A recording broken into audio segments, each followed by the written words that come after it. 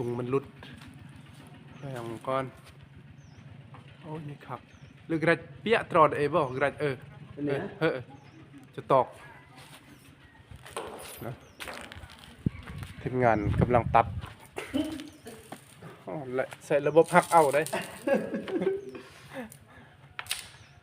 ใส่แบบ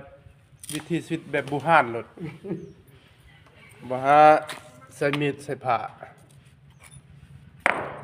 นี่เขาตีผ้าใส่นะเอาคนหิน แบบสบายๆหลด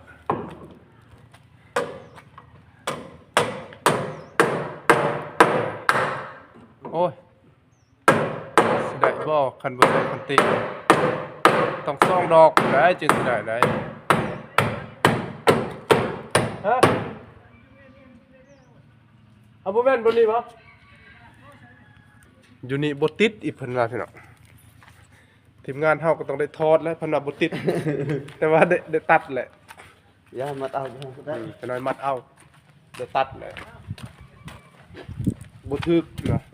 ติดบนไม้